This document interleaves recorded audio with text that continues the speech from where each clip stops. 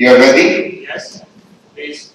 Thank you very much for organizing this conference, and I want to congratulate you for doing so, because I think it's important that the people in Romania, with a lot of history, culture, and scientific background, begin to be exposed to the first trimester screening and the latest developments in this field. There are many excellent doctors from Romania that have and are receiving training in London by the Filaments Foundation, and I hope that more will come. I will be discussing this morning screening for aneuploidies by cell-DNA testing, and I will want to cover the following topics. I want to give a historical perspective of screening for Down syndrome in the last few decades. I want to discuss the performance of screening by cell-DNA testing, but also the interpretation of results for the individual, and more specifically, the relevance of the prior risk. What is the starting risk of a woman before she has the cell-DNA test? Defines the posterior risk after she does receive the results. And also, importantly, the fetal fraction. The fetal fraction is the percentage of fetal DNA in the mother's blood. The more the fetal DNA, the higher the proportion, the more accurate is the result. I want to discuss models of clinical implementation. Who should be having this cell-DNA test? The rich, everybody. A decision should be taken based on the results of another method of first-line screening. And then I want to discuss the content of the cell-DNA test. For the first time, it is possible to diagnose an increasing number of conditions by the cell-DNA test. Is that a good thing, or is it a bad thing? Should it be included in the panel screening for sex chromosomal aneuploidies? And should it be included microdeletions and microduplications? I hope that at the end of this lecture, we will be able to discuss some of these topics. I start with the beginning of the story, and that was in 1860. So this is more than 150 years ago, when this doctor, Langdon Down, working in London, described a group of his patients that had similar characteristics. Their skin was too large for their body, they had a short, thick neck, their face was flat, and their nose was small.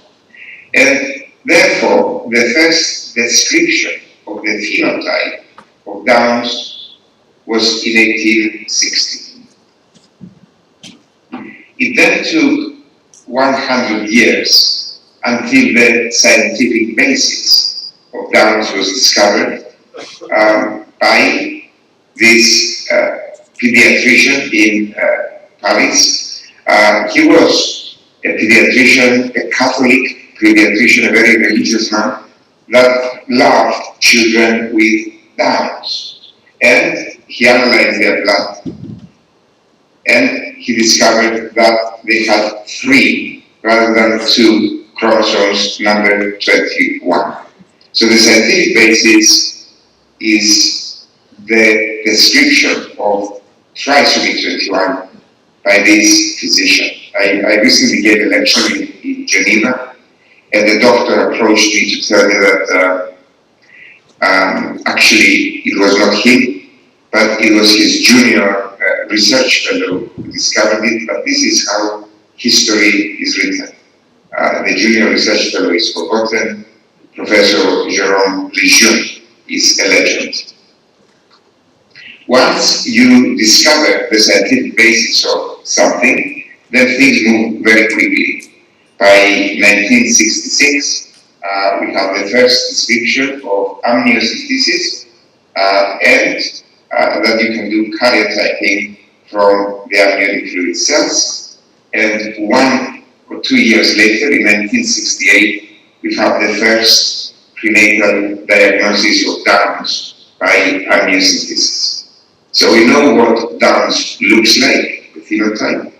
We know that it is a consequence of trisomy 21, and we can diagnose the condition. Women want to have this test, especially the ones that had a previous baby with Downs, and there is political pressure to introduce screening. However, we have a problem. That problem is abortion is illegal. And therefore, in England, in the 1960s, there is a revolutionary political movement by women that are demanding legalization of abortion. I remember about Romania, how at a certain point abortion was illegal because Ceausescu wanted to increase the population. In all countries, you have different laws, you have different political movements that change the laws. So now in 1966, abortion in England was legal. So now there is pressure on the government to introduce screening because it is possible to diagnose the condition, and in those women that choose to have the diagnosis, they can have the option of an abortion. The first method of screening for Downs was maternal age. People knew for 100 years, from 1908 in a publication in the British Medical Journal, that the risk for Downs increases with maternal age.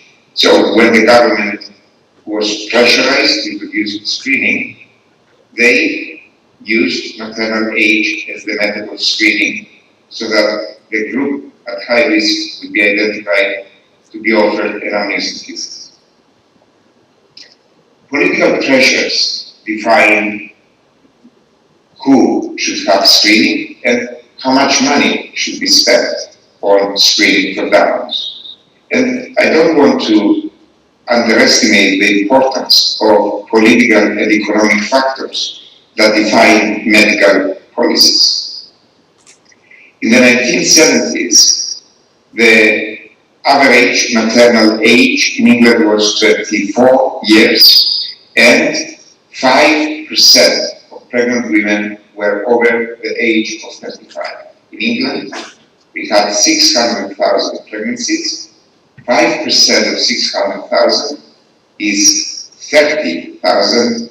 The government had a budget to offer amniocentesis to 30,000 women, and therefore a biological phenomenon was created based on an economic decision to offer amniocentesis to 30,000 women.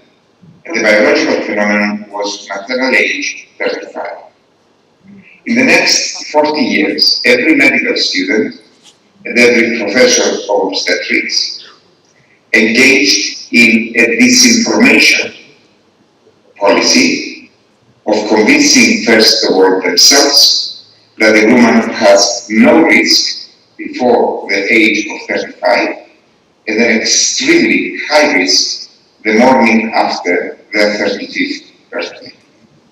And therefore, if a woman was over the age of 35, they were told that they are old and they have a very high risk of having a baby with Downs, and they were given amniocentesis. As you can see from the graph, there is nothing biologically sound that happens that night of your 35th birthday. The risk increases gradually with maternal age.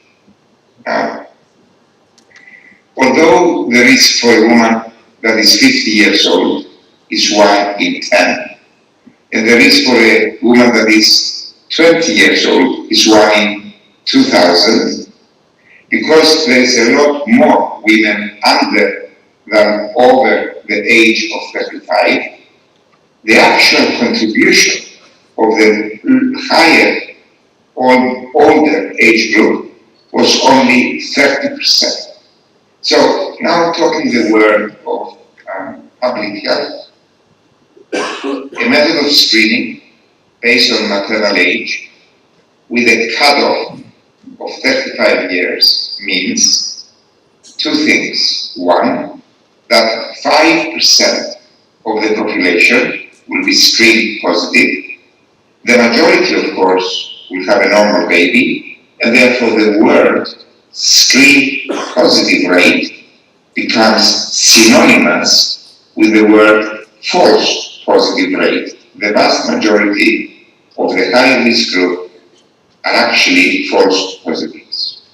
We need to do an invasive test in 5% of the population, and if all women have an invasive test, we will diagnose only 30% of the babies with Downs, full stop.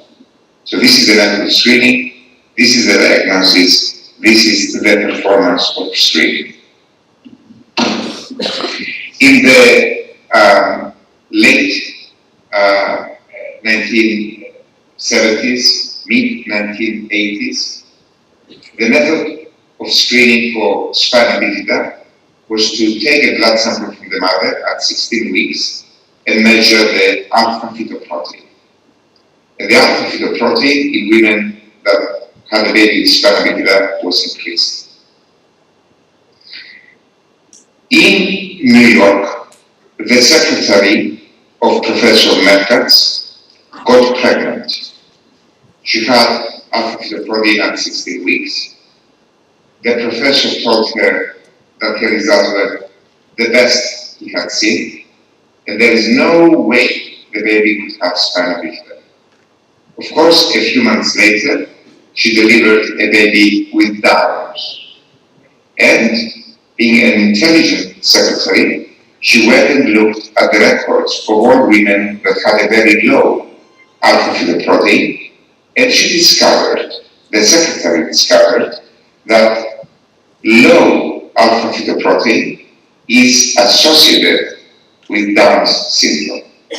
She told her discovery to Professor Merkatz, and Professor Merkatz became famous, and the secretary lost her job. The realization that various fetal-placental products in the mother's blood are different in pregnancies with Downs led to the development of a second trimester biochemical test. In the beginning, the test was total HCG, which is increased in pregnancies with Downs, and AFP, which is decreased. People then realized that 3-beta HCG was better than HCG, and this was the double test. Afterwards, they realized that estriol was reduced, and this became the treble test. And then they realized that inhibin A was increased, and that became the quadruple test. The conclusion in the 1980s was that if you combine maternal age with 7 trimester serum biochemistry for the same number of invasive tests, 5% of the population, you could improve the detection of Downs from 30 to about 60 to 70%. So that was the era of 7 trimester serum biochemistry. In the early 1990s, I realized that in the 12th week of pregnancy, a high proportion, about 75 to 80% of the babies with Downs, have increased nuchal translucency. And we combined the information from maternal age with a measurement of nuchal translucency, and later on, first trimester, 3-beta HCG, which in pregnancies with Downs is increased. On average, the value is 2 multiples of the median rather than 1.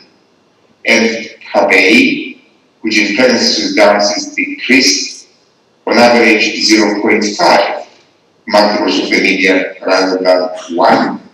And the combination this first trimester test resulted in a detection rate of about 90% of the babies with Down. So they know that in Romania and in many other countries of the world, this first trimester combined test is widely practiced.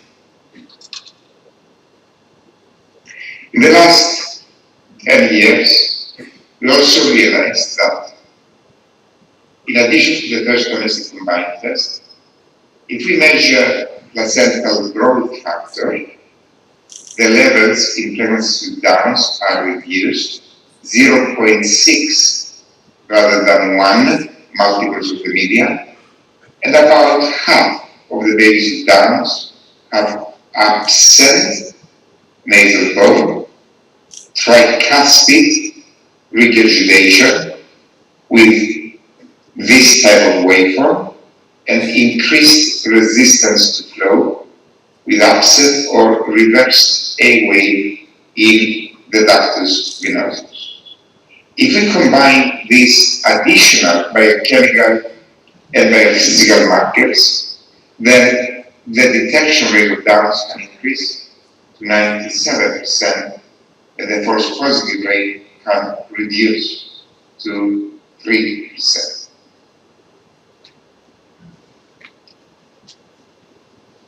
During this time, we also learned that if the nuchal translucency is increased and the fetal karyotype is normal, there is an increased risk of fetal death or major fetal defects, mainly cardiac, skeletal dysplasias, and a whole range of genetic symptoms.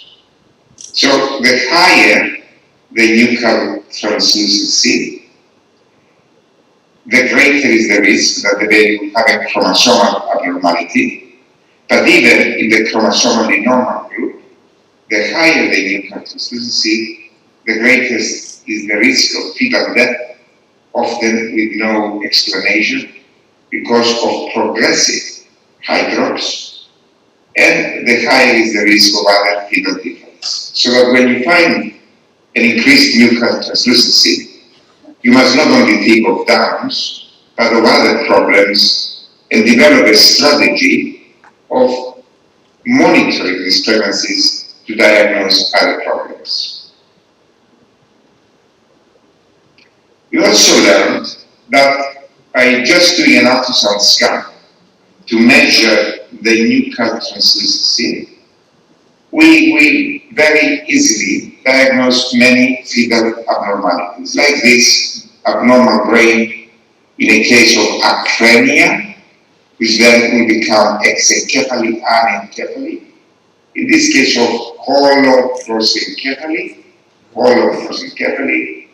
exophalos, and gastroschisis, megacystis, obstructive uropathy, and a very distorted baby in cases of severe skeletal dysplasias and body stop anomaly. In the subsequent years, we also realized that it is possible in the first trimester of pregnancy to examine the fetal heart and diagnose many heart abnormalities. The first clue that there may be something wrong with the heart is that the nuchal translucency is increased, but also in babies with increased resistance in the ductus venosus and reverse flow in the tricuspid valve. There should be greater examination and emphasis on examining the fetal heart, because the rate of fetal heart abnormalities in these conditions is increased. We also learned that in the first trimester scan, we can look in the brain and we can see the middle of the head, the mid-brain, and on the back, the brainstem, the fourth ventricle, and the cisterna magna. And in babies with spina bifida, because of the Arnold-Chiari malformation and loss of amniotic fluid, through the cerebrospinal fluid through the spinal leader.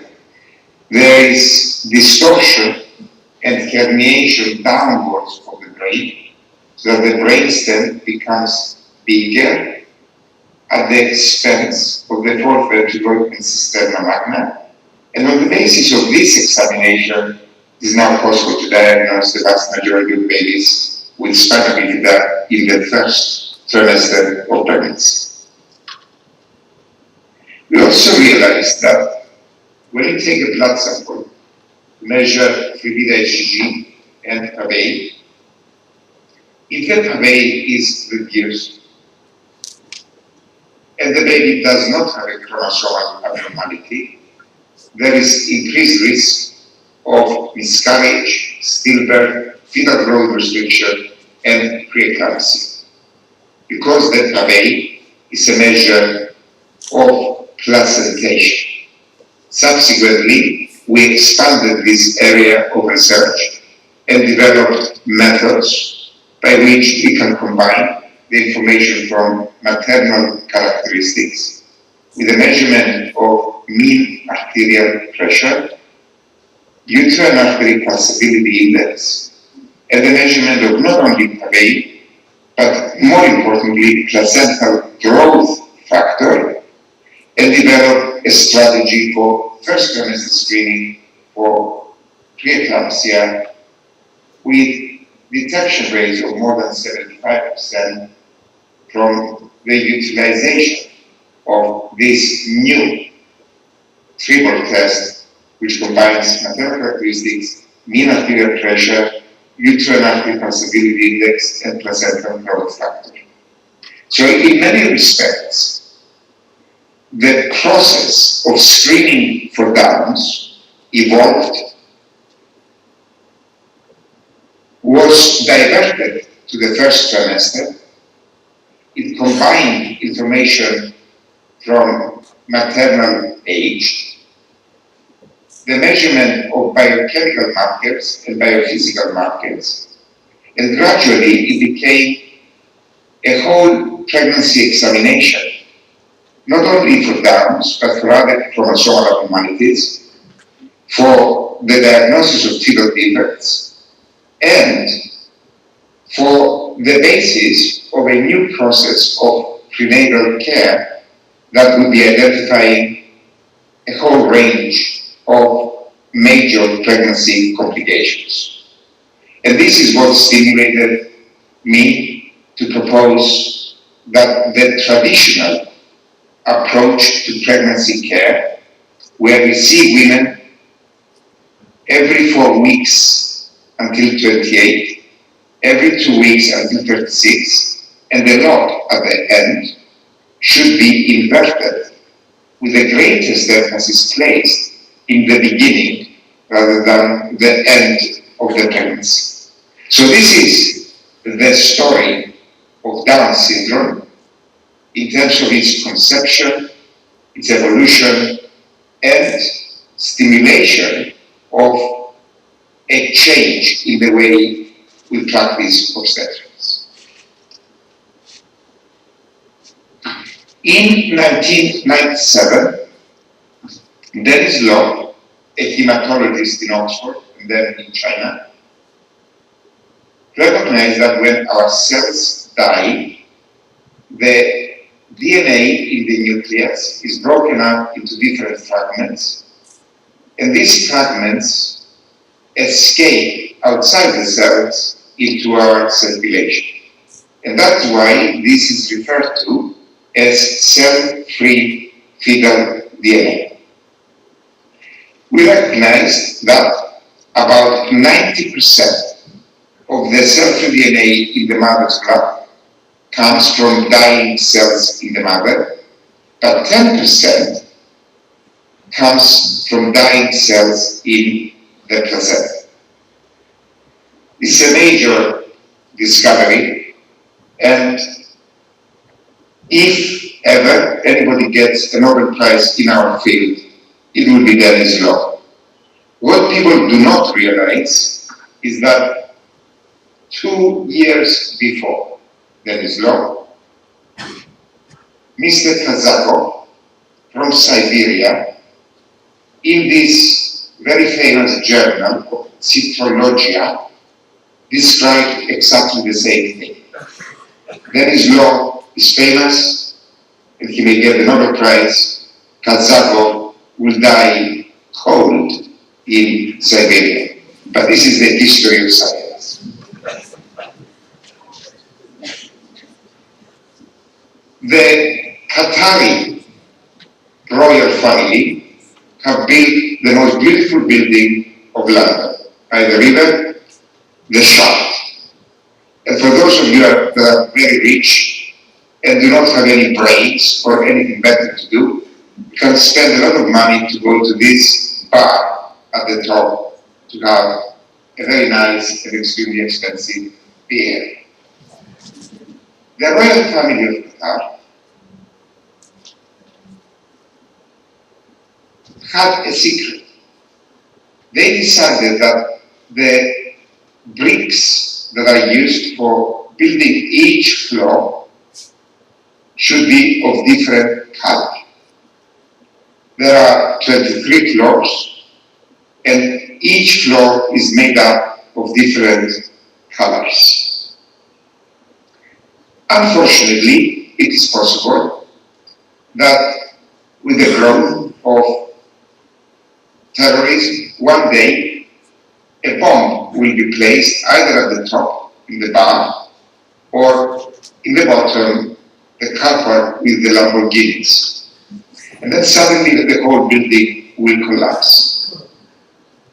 And then the Qatari royal family will come to Romania and Greece, where there is a lot of unemployment, and take people and give them a little bit of money to take each brick and put them up in piles of different colors, so that the Emir of Qatar can then discover how many bricks were used to build each one of the 23 floors of his palace.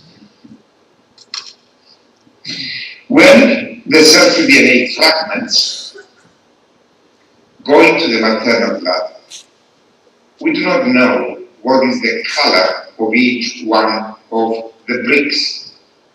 However, in the last few years, machines like this, DNA sequencers, have made it possible to put a color for each one of the bricks, for each DNA fragment, according to which chromosome they have come from. And it is therefore possible to have an idea of the total amount of each chromosome in the mother's blood. Once that becomes possible, it is very easy to see that in a pregnancy with Down's syndrome, if the fetal fraction is 10%, it means that 90 units of DNA from chromosome number 21 comes from the mother, and 10 units come from the fetus. And if the fetus has trisomy 21, it will not give 10 units of DNA, but 15 units of DNA. So that the total amount of chromosome number 21 related DNA will be 105 rather than 100 units. And this machine is capable of distinguishing between 100 and 105 units, and therefore predict whether the baby has Downs or not. I will now discuss the performance of screening by cell-free DNA testing for chromosomes number 21, 18, and 13. A number of studies in the last 4 years have been published where blood is taken before amniocentesis or CVS and sent blindly to the laboratories, and then the results are matched with the results of those of karyotype. We have just published a major meta-analysis that combines the information from all of the studies, and the conclusion is that the detection rate of Downs is 99%, and the false positive rate is 0.09. Therefore, this is the best screening method for Downs. The American companies that introduced the test called it NIPD, non-invasive prenatal diagnosis. But they have done so for marketing purposes, because they wanted to sell their expensive test in competition with amniocentesis and CVS. The truth of the matter is that this is not an NIPD or NIPT, non-invasive prenatal testing, but it is another screening test. And that is why I call it the cell-free DNA test. It is no more or less a non-invasive test than maternal age. It is another screening test that identifies a high-risk group. The performance of the screening test is better than what we had before, but it is important to realize that 99% means that sometimes a baby has Downs and the test says it does not, and sometimes the test says the baby has Downs, but actually the baby is normal. The performance of screening for trisomy 18 and 13 is also good, but less good than trisomy 21, with a detection rate of about 96% and 91%. And this is the false positive rate, which is extremely good for Downs and less good for trisomy 18 and 13. The cell-free DNA test can also be carried out in twins. In monochorionic twins, both babies are normal or they have Downs, and the test is exactly the same as in singleton pregnancies. In dichorionic twins, we have a problem, because if we have an affected baby, almost always the other baby is normal. And since the cell-free DNA test relies on DNA that comes from the placenta, the DNA of the normal baby can overshadow the DNA of the abnormal baby.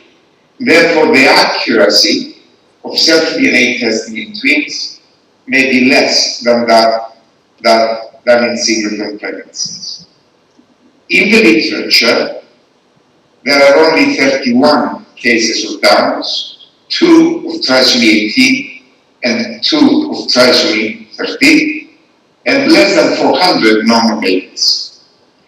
And therefore, it is very difficult to evaluate how good the test is. But preliminary results are very encouraging.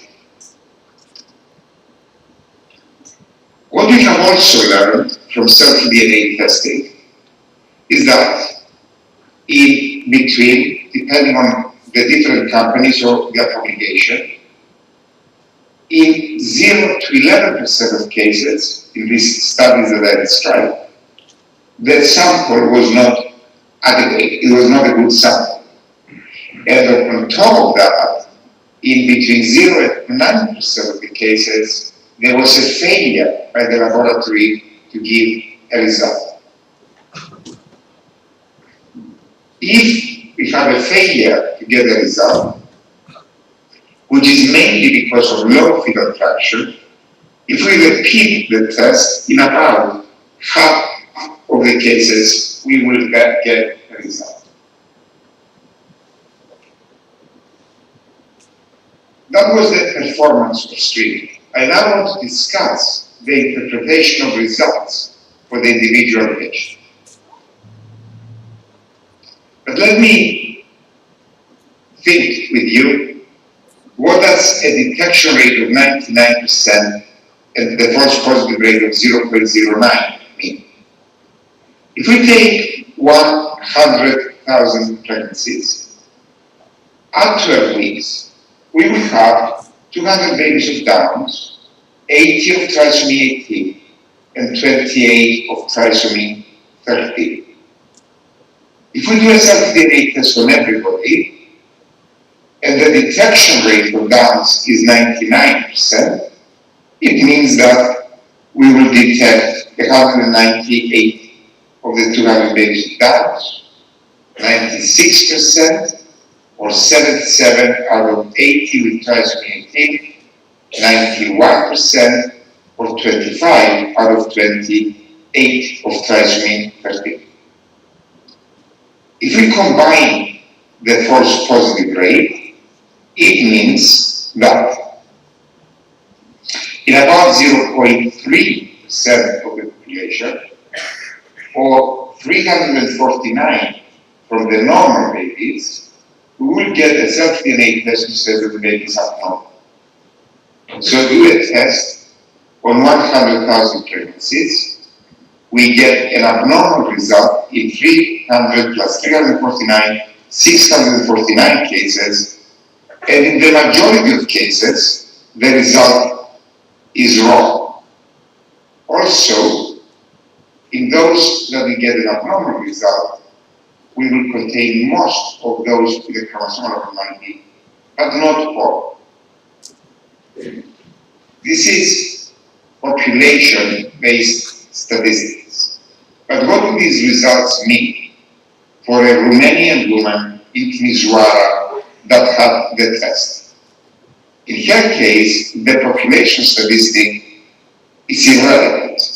What matters is her individual risk.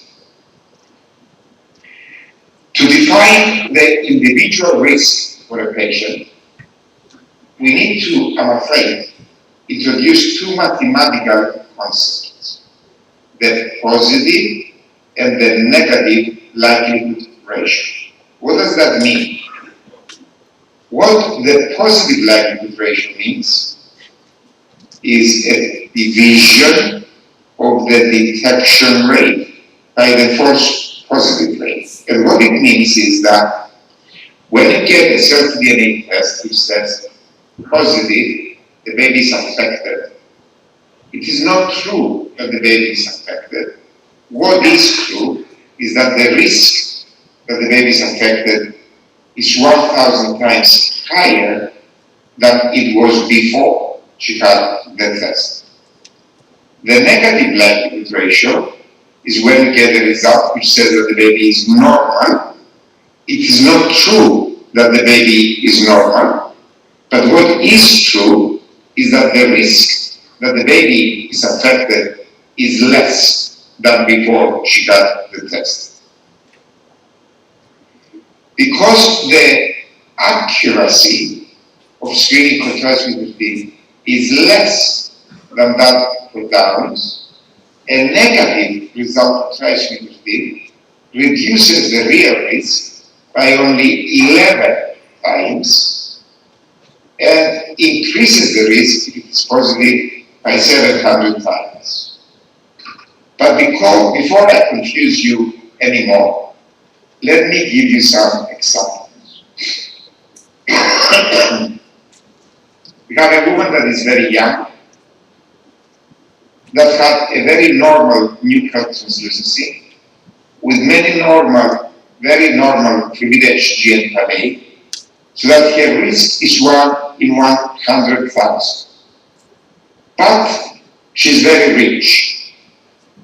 And because this is a new test, and because she's a woman with a lot of money and not a lot of brain, she wants it because it's new and it's expensive. She has the test and the results are positive.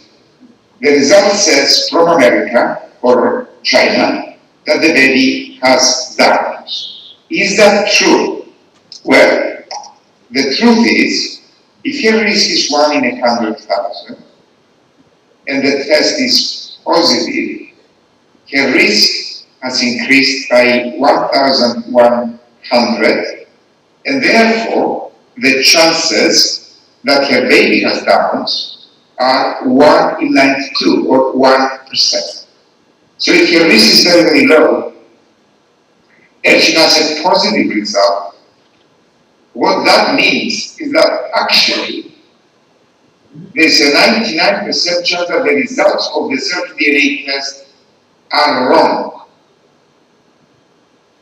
If, on the other hand, the background risk was very high, she was older, the new count was increased, the fluid and the FAA were abnormal, and then she has a self-DNA test and it is positive, it is nearly certain that the baby indeed has Downs.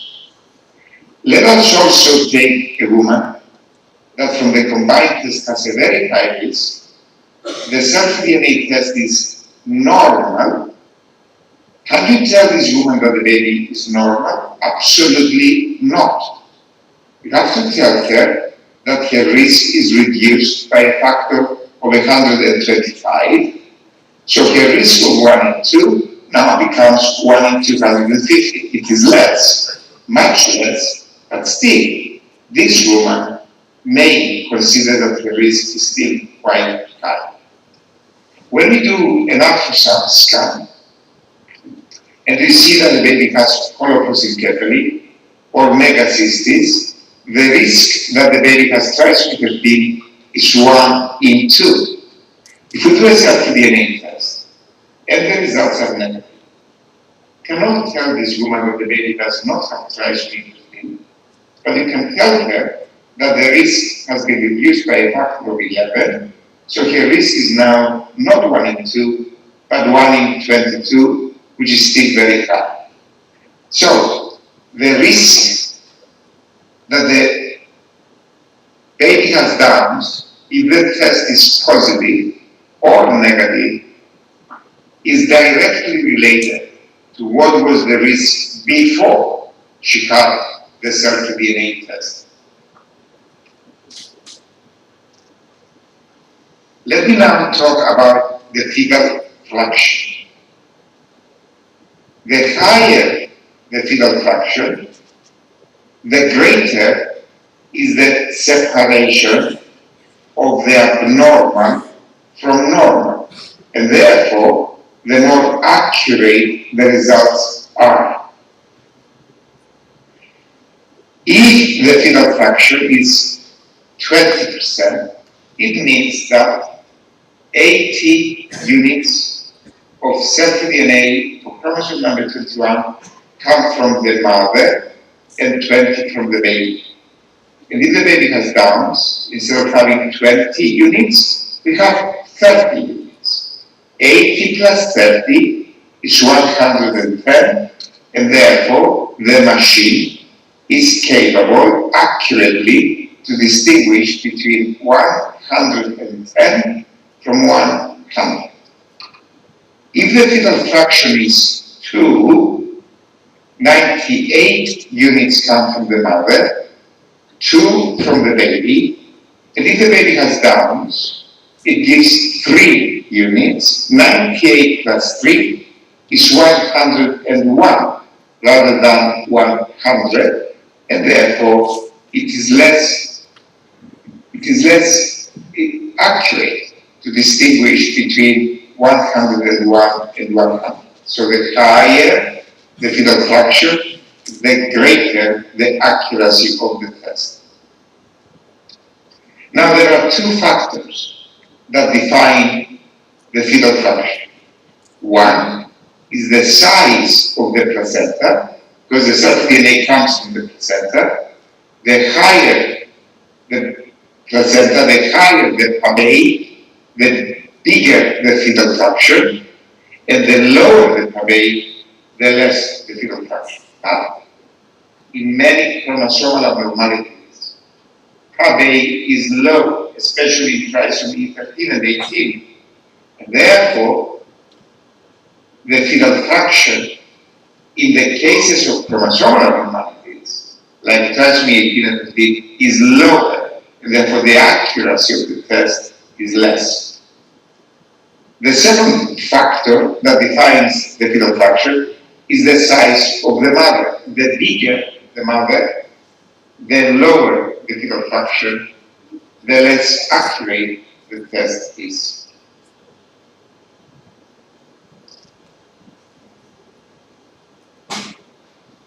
These results are translated into a consequence for the accuracy of the test and the positive and the negative likelihood.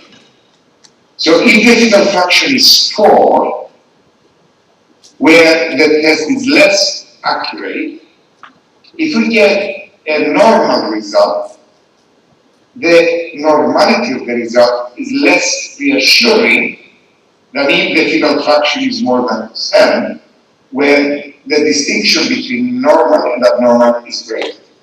So now, many of the companies are forced to report the fetal fraction, and the obstetricians must be able to interpret the results of a positive and the negative result based on this fetal fraction. So be careful. If the risk of the combined test is high, the results from the DNA test are normal, but the fetal fraction is low, be careful before you reassure the woman that the baby is normal.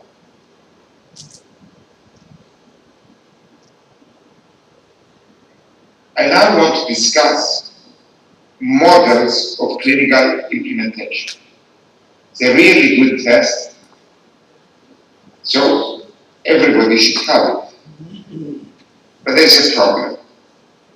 It is still a very expensive test, and it is not possible to give it to everybody. Therefore, the best way to recommend the test is to give it to a group based on the results of the cell-free DNA or the results of the combined test. This slide shows what is true for all screening tests.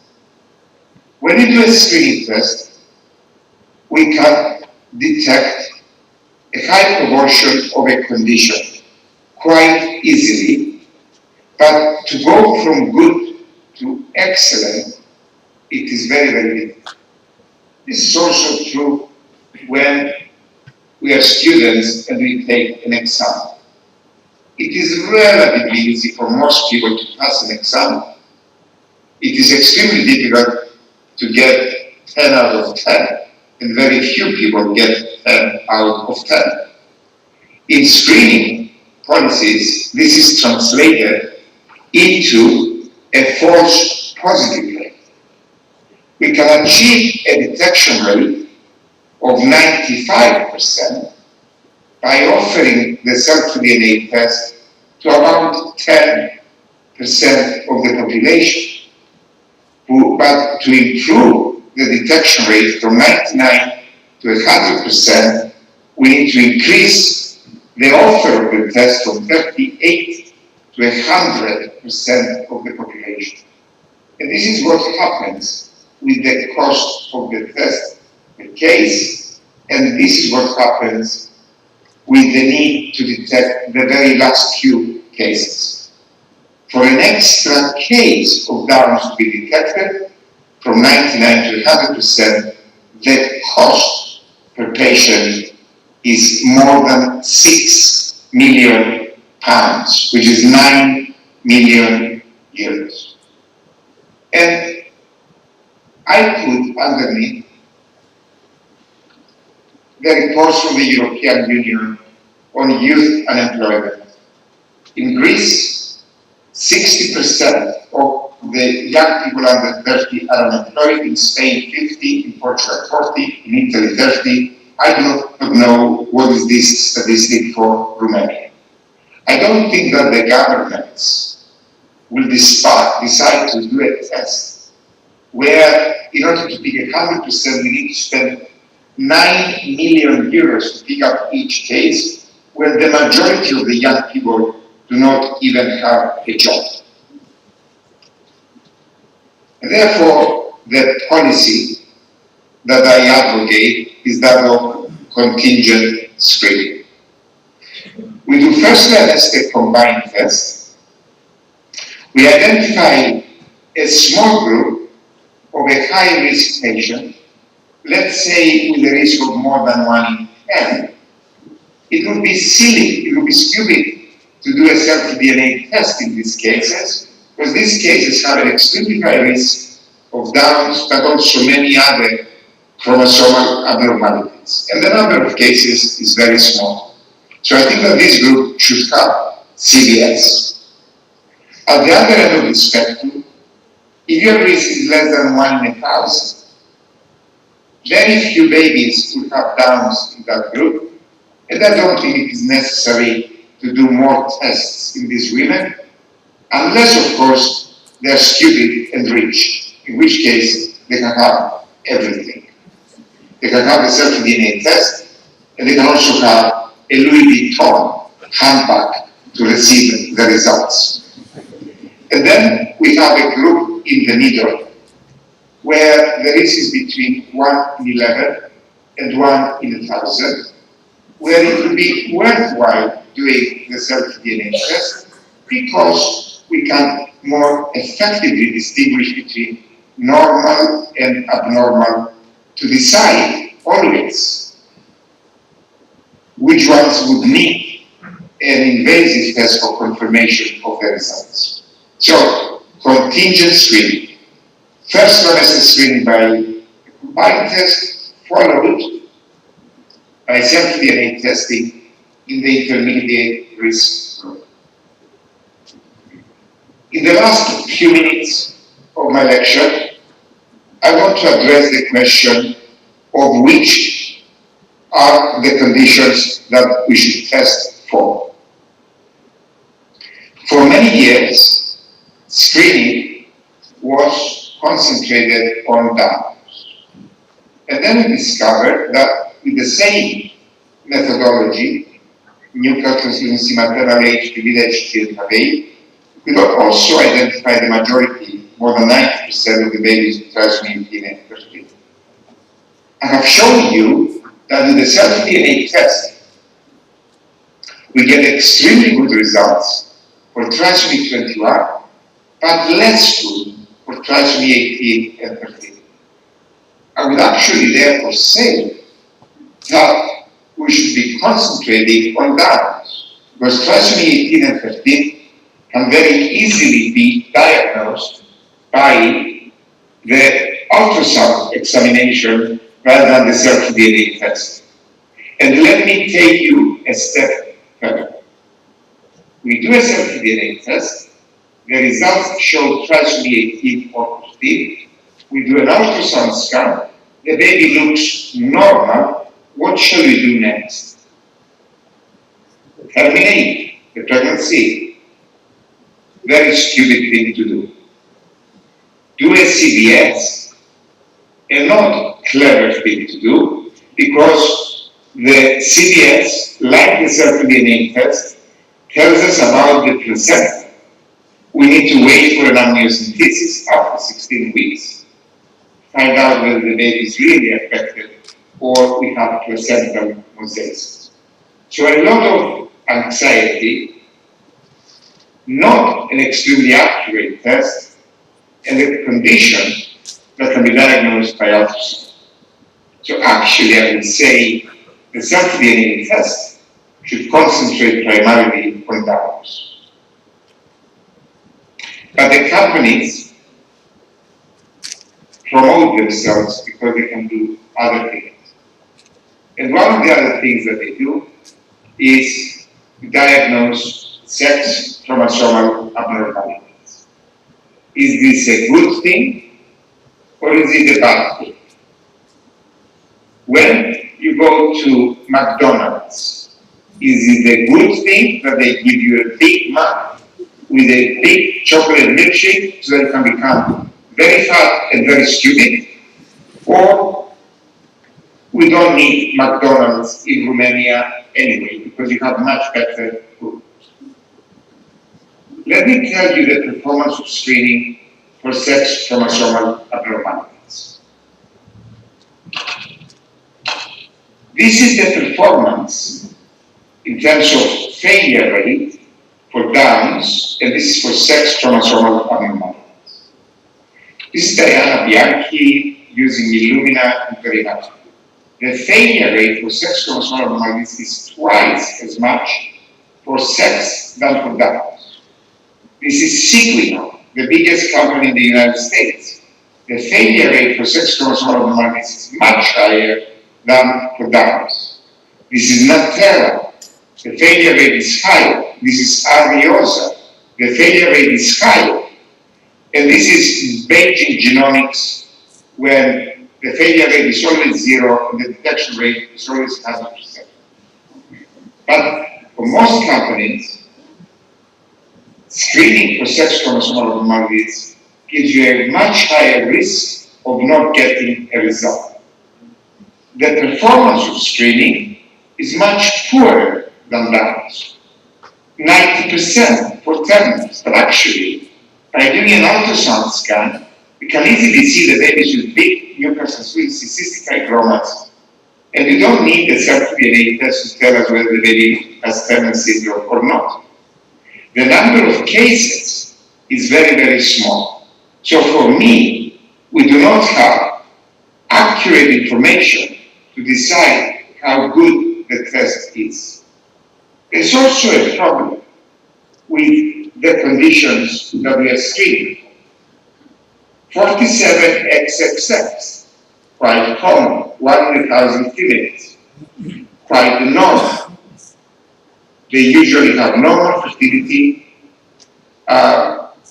they are normal people, and in more than 90% of the cases, they have a normal life and they don't even realize before they die that they have this chromosomal abnormality.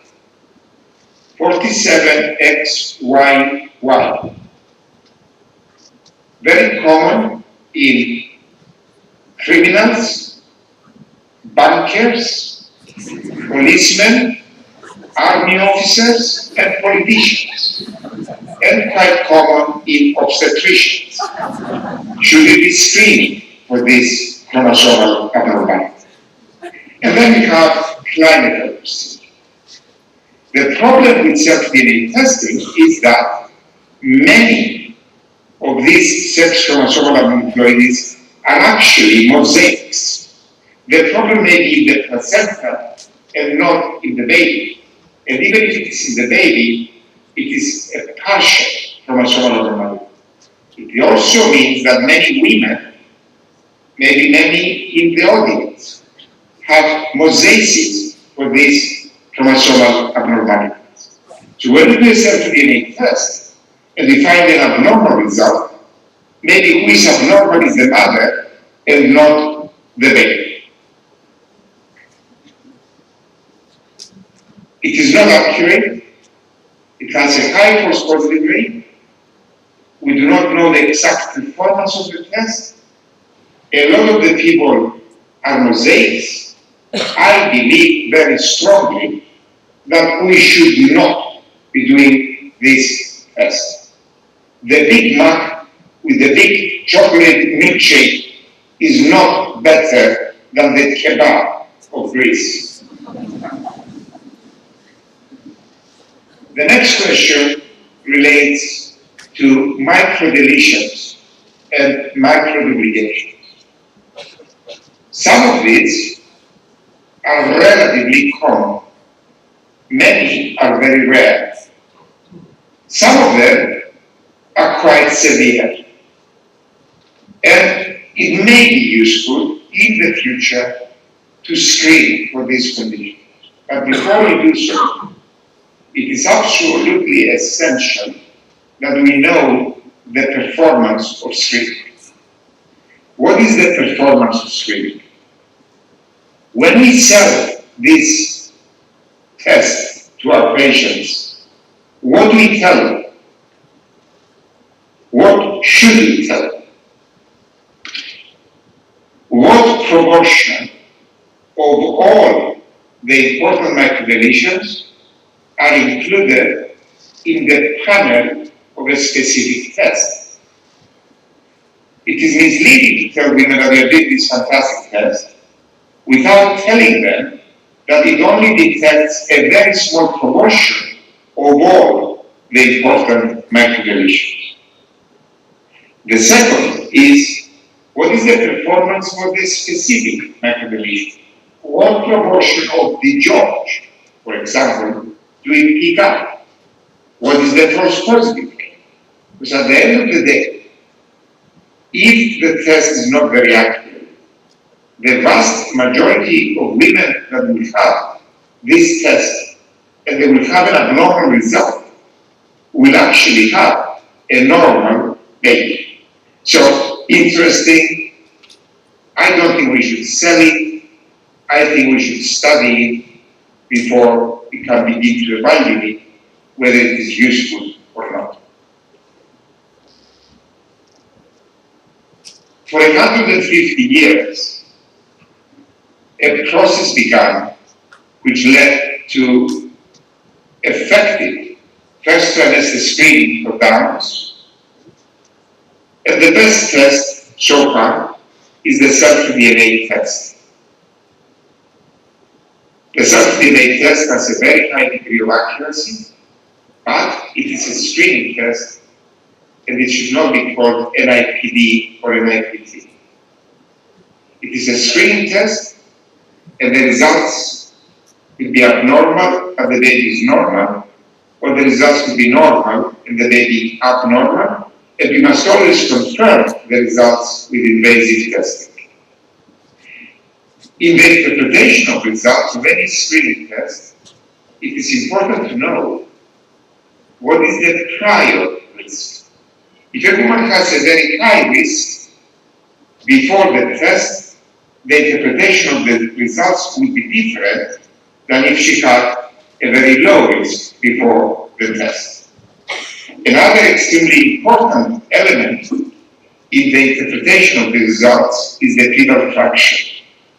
If the fetal fraction is around 4, the accuracy of the results is much less than if the fetal fraction is around 10.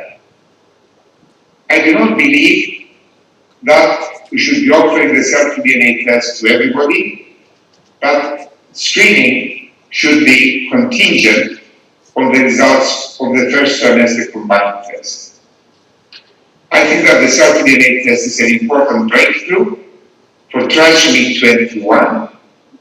I am very much against the use of the cell-free DNA test for sex chromosomal aneuploidies, and I believe screening for microdeletions may be useful, but we need more data before we can begin to evaluate this test.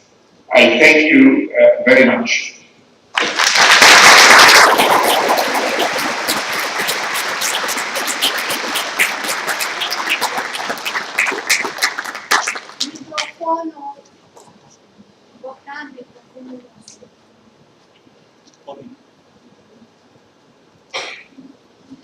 Thank you, Professor.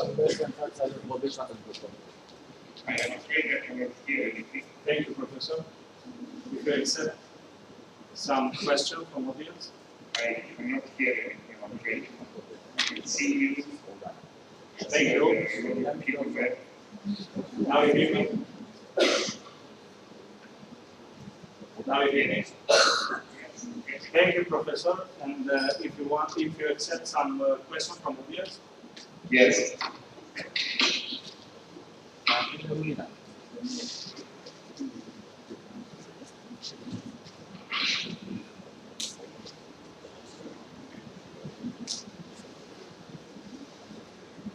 If you can see all of us, I think we are more than 300 people here. Congratulations. Did you understand what I was talking about? Question? The question is from me to the audience. Wait a moment, Professor.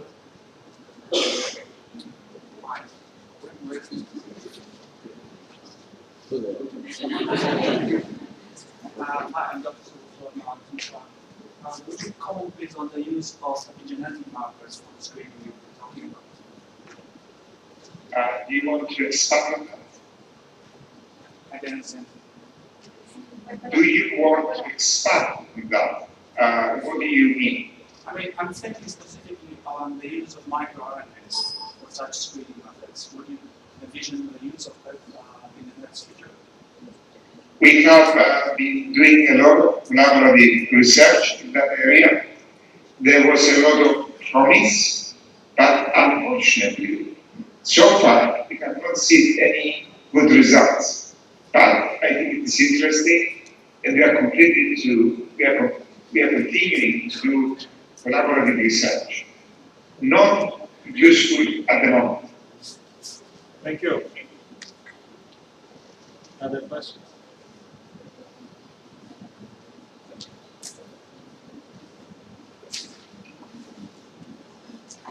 Thank you, Professor. I think everybody understands. Wait a minute. Thank you, Professor, for your speech. I was wondering, because there is a lot of accent on Down syndrome, but when we are studying the first trimester, we are studying for more than Down. Either we like it or not, because aneuploidies or chromosomal abnormalities gives us a syndromic appearance. On ultrasound and on biochemistry also, with some specific features. How do you comment? What is your position on that? Should we be concentrating only on Downs, or should we take it all in account? Because only 75% of the, let's say, retarded burden after delivery is because of Down. The rest are of the other anomalies. Actually, 70% is very high. If we include pregnancy complications, asphyxia, premature delivery, severe preeclampsia, fetal growth restriction, I think we are raising an extremely important question. Some people, at the moment, they are saying that because of the cell-DNA test, the value of the first trimester scan and biochemistry is going to be eliminated. I believe that the opposite will happen. I think that in the first trimester scan, in the first trimester pregnancy assessment, we can look and diagnose a lot more things than just Downs. And the cell-DNA test is not going to replace the first trimester assessment. In reality, from my perspective, the first trimester assessment will expand, especially in relation to what I promote, the inversion of the pyramid of pregnancy care. Thank you.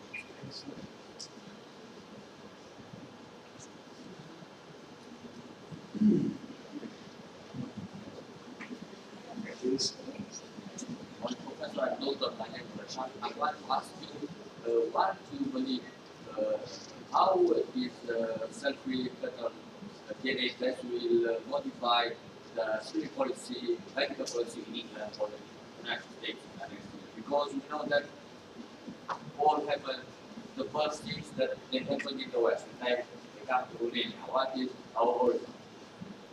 I think that in the United States first, and some other countries where medicine is primarily driven or offered on a private basis or financed by insurance companies.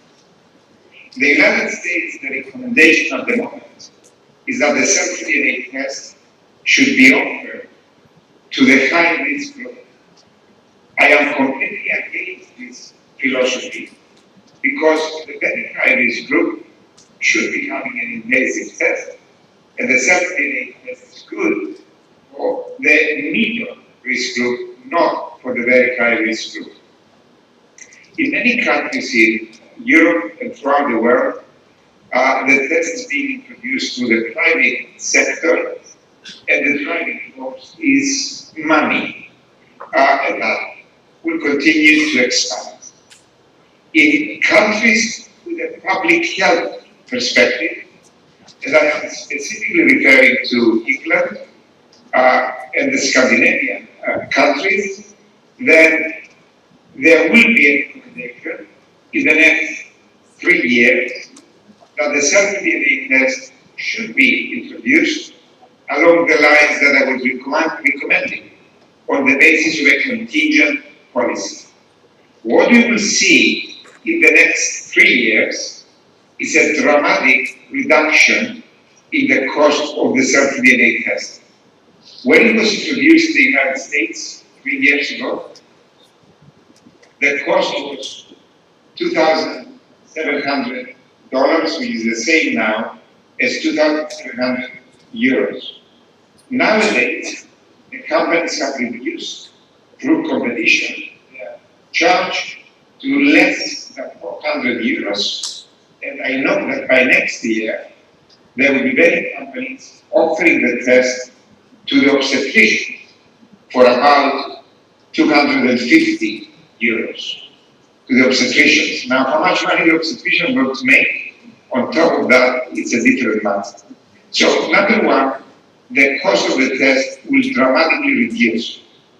Number two, the group that will have the test will be the intermediate risk group, and whether this is the women with the risk of 1 in 11 to 1 in 500 or 1 in 1,000 or 1 in 2,000 will depend on the amount that the government is prepared to pay. I think in England, in 3 years, it will be introduced as a contingent policy based on the combined test, and it will be offered to women with a risk of more than 1 in 500, which is about 5 to 10% of the population. If we're talking about money, the really important in Romania, in the invasive test, it's 200, almost 200 euros. And in non-invasive one, self-DNA, it's double probably or double. Do you think it's important thing to judge this kind of policy? Okay, I mean that you're raising very, very important questions really. I don't know what is the invasive testing rate at the moment in Romania. Do you know? What proportion of the pregnant women have an invasive test? There is no statistics. England, it is about 3%, 2.5 to 3%. If I take Italy, it's about 30%. If I take Greece, it's 40%. So here we have a European Union with theoretically similar people, and yet in Denmark, in England, in Norway, in Holland, where there is a very strong public health perspective, the rate of invasive testing is 2 to 3%. And then we take countries in the south, whether the rate is 20 to 30%. If I take England, the cost of invasive testing, it's about £600. So let's say 800 euros. The DNA test at the moment it's for about £400. So the self-DNA test is half the price of the basic test. But cost is not going to be the major factor. The major factor, like in all major social movements, will be the demand by the women in competition with other groups that are demanding healthcare to have a better test. Now, there will be political, there will be economic battles, and that would formulate at the end the policy in different countries. But I know that it will not be a universal test, it will be a test given to a segment of the population, 5, 10, 20%, based on the results of the first trimester screening. Thank you. Alina. Professor, may I ask, you told us that the performance of cell-free fetal DNA test is very good for trisomy 21 and less so for trisomy 18 and 13. On the other hand, the performance of conventional screening for trisomy 18 and 13 is very good because usually they are all very obviously on ultrasound. I was wondering at this point, would you say which is the better test for trisomy 18 and 13? Is it cell-free fetal DNA or conventional screening? Alina, we live in a world where the thought of people is driven by the American dream, the McDonaldization of the society. The Big Mac is better than the small Mac. The big Coca-Cola is better than the small Coca-Cola. The big Cadillac is better than the smaller Cadillac. The bigger nuclear weapon is better than the pistol. This is the prevailing ideology in many parts of the world. A lot of the promotion of the self-immunity comes from public relations companies that are promoting this ideology. The bigger, the better. So that is the background against which we are discussing this test.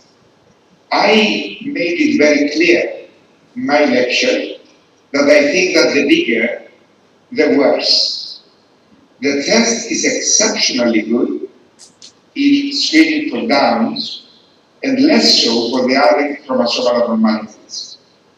And especially because I want to reiterate to your audience that the basis of the cell-free DNA test is the placenta and not the baby. You're absolutely right that the performance of just looking at the baby or the conventional test for trisomy 18 and 13 may be better, certainly for trisomy 13, than that of the cell-free DNA test. And there are many reasons for that. Number one, in trisomy 18 and 13, the placenta is small, the tablet is very low, the fetal traction is very low, therefore the test in itself is inaccurate. Number two, many of the cases of trisomy 18 and 13 may have a mosaic placenta, and therefore you may get a normal result when the baby is affected, or you may get an abnormal result when the baby is not affected.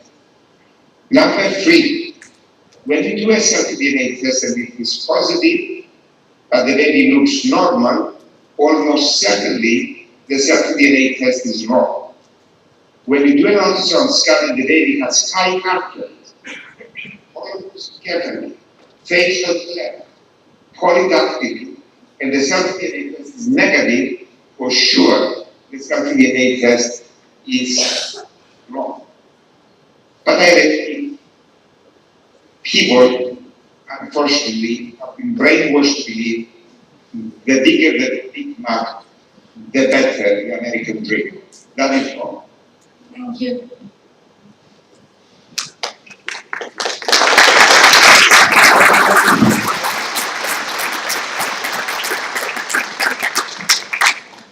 I hope you will be here next year. Also, Thank you very, very much. thank you. Bye.